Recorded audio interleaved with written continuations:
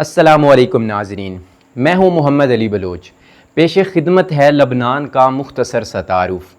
لبنان آج کل صہیونی جارحیت کا شکار ہے، جہاں ظلم و ستم کے پہاڑ توڑے جا رہے ہیں، ٹنوں کے حساب سے بارود گرایا جا رہا ہے اور بے گناہوں کا خون بہایا جا رہا ہے۔ اقوام عالم خاموش تماشائی بنی ہوئی ہے۔ وہ جنایت کار یہودیوں کو یہ حق دے چکی ہے کہ وہ جتنا چاہے خون بہائیں۔ بے شک وسائل کم ہیں، تعداد کم ہے، مگر خطے کا نوجوان سیسا پلائی دیوار بنا ہوا ہے۔ لبنان کیا ہے؟ آئیے ایک نظر ڈالتے ہیں۔ مشرق وسطیٰ اپنے محل وقوع کے اعتبار سے بہت اہمیت کا حامل ہے۔ یہ 3 براعظموں کا سنگم ہے: براعظم یورپ، براعظم افریقہ اور براعظم ایشیا کی گزرگاہ ہے۔ اس کے علاوہ مذہبی اعتبار سے بھی یہ علاقہ بہت اہم ہے۔ قرآن میں جن اولو العزم انبیاء کا ذکر ہے وہ سارے اس خطے میں تشریف لائے۔ یہ مشرق وسطیٰ کا مقدس ترین علاقہ شمار ہوتا ہے۔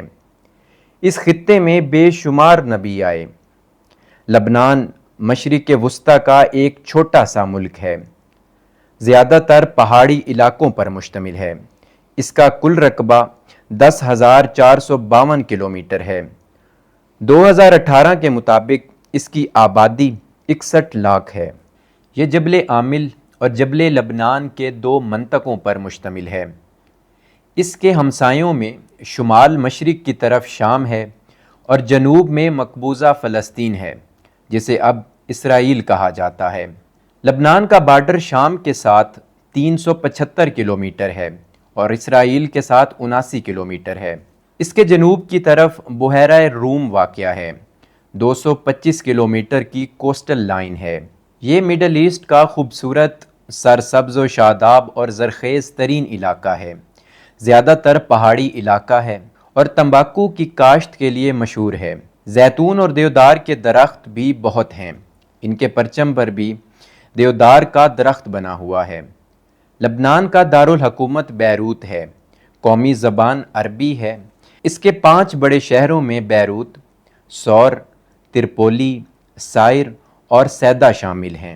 لبنان میں اسلام رسول خدا صلی اللہ علیہ وآلہ وسلم کے جلیل القدر صحابی حضرت ابوذر غفاری رضی اللہ تعالی عنہ کے ذریعے پھیلا۔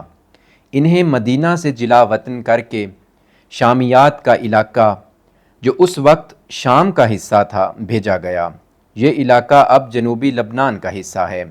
اس کے گاؤں میس الجبل میں حضرت ابوذر غفاری تشریف لائے، ایک مسجد کی بنیاد رکھی، جو آج بھی مسجد ابوذر غفاری کے نام سے موجود ہے۔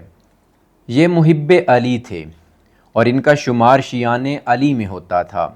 انہی کی وجہ سے جنوبی لبنان میں شیعت پھیلی۔ یہاں کی 90% آبادی شیعہ مسلم ہے۔ لبنان کے دوسرے علاقے جبل لبنان کے کچھ علاقے میں سنی مسلم، جبکہ کچھ علاقوں میں عیسائی آباد ہیں۔ بیروت وہ شہر ہے جہاں سب آباد ہیں۔ لبنان میں 17 فرقے اور ادیان ہیں۔ یہ ادیان کا نقطۂ اجتماع ہے۔ لبنان کے مسلمانوں کے اندر بہت سی خوبیاں ہیں۔ اہم ترین خوبی ان کی شجاعت ہے۔ یہ بہت بہادر اور جری لوگ ہیں۔ خصوصاً جنوبی لبنان کے شہر بالابک کے لوگ اپنی بہادری اور جواں مردی میں کوئی ثانی نہیں رکھتے۔ معروف فاتح سلطان صلاح الدین ایوبی، جن کے دور میں بیت المقدس فتح ہوا، ان کی فوج کا اہم ترین حصہ یہی بالابک کے شیعت، یہی سلطان کی طاقت تھے۔ انہی کے زور بازو سے سلطان صلاح الدین ایوبی نے فتوحات حاصل کی تھیں۔ جنگ عظیم اول کے بعد جب سلطنت عثمانیہ ختم ہو گئی تو استعماری طاقتوں نے آپس میں مقبوضہ علاقوں کی بندر بانٹ کی۔ لبنان اور شام کا علاقہ فرانس کے حصے میں آیا۔ فلسطین برطانیہ کو ملا۔ ایک طویل مدت تک لبنان پر فرانس کی حکومت قائم رہی۔ لبنان میں شیعہ مسلم، سنی مسلم اور مارونی عیسائی بڑی تعداد میں رہتے ہیں۔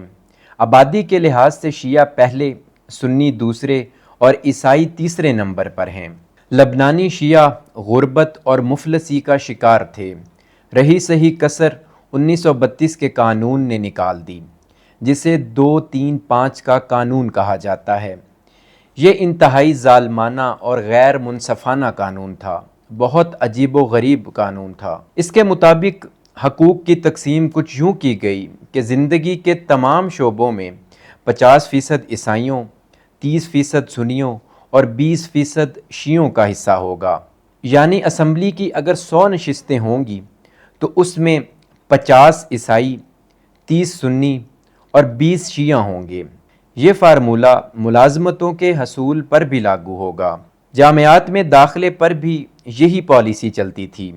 ملک میں جمہوری نظام تھا، صدر مارونی عیسائی، نائب صدر آرتھوڈاکس عیسائی، وزیر دفاع عیسائی، مرکزی حکومتی بینک کا سربراہ عیسائی ہوگا، وزیر اعظم سنی اور اسمبلی کا اسپیکر شیعہ ہوگا۔ ملکی انتظام اور تمام اختیارات عیسائیوں کے پاس ہوں گے، دفاع اور معیشت ان کے ہاتھ میں ہوگی۔ شیعہ اکثریت میں تھے۔ اس امتیازی قانون نے انہیں زبوحالی کا شکار کر دیا۔ وہ مفلسی اور تنگ دستی سے مجبور ہو کر گھٹیا اور غلیظ کام کرنے پر مجبور ہو گئے۔ شہر کی صفائی، سینیٹری ورک شیعہ کرتے تھے۔ بیروت کو مشرق وسطیٰ کا پیرس اور سوئٹزرلینڈ کہا جاتا تھا۔ یہ نائٹ کلبوں، شراب خانوں، کعبہ خانوں کا مرکز تھا۔ یہ عیاشی کا اڈہ تھا۔ دنیا بھر سے لوگ یہاں عیاشی کے لیے آتے تھے۔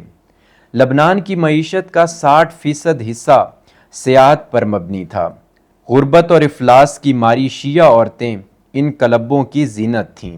235 کے قانون نے اس محرومی میں اور اضافہ کیا۔ یہ محرومی آگے چل کر آزادی کی تحریک بن گئی۔ لبنانیوں نے فرانس سے آزادی حاصل کرنے کی تحریک شروع کر دی۔ اس تحریک میں شیعہ پیش تھے۔ فرانس نے 1932 میں مردم شماری کروائی تھی۔ اس کے بعد آج تک لبنان میں سرکاری سطح پر مردم شماری نہیں ہوئی۔ 1932 کی مردم شماری میں شناختی کارڈ بنوانے کی شرط تھی۔ حکم تھا جس کے پاس شناختی کارڈ نہیں ہوگا وہ لبنان کا شہری شمار نہیں ہوگا۔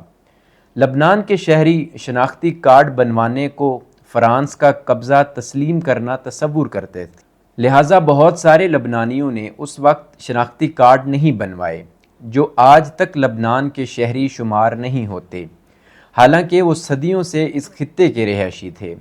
ان میں غالب اکثریت لبنانی شیعوں کی تھی۔ جبل عامل کے شیعہ آبادی نے آزادی کی تحریک میں بھرپور حصہ لیا اور فرانس کو آزادی دینے پر مجبور کر دیا۔ 22 نومبر 1943 میں لبنان فرانس کے تسلط سے بظاہر آزاد ہو گیا۔ لبنان کے حوالے سے ہم اپنی گفتگو کو آج اسی نقطے پر ختم کرتے ہیں۔ آئندہ قسط میں مزید تفصیلات بیان کریں گے۔ اجازت دیجیے۔ خدا حافظ و ناصر۔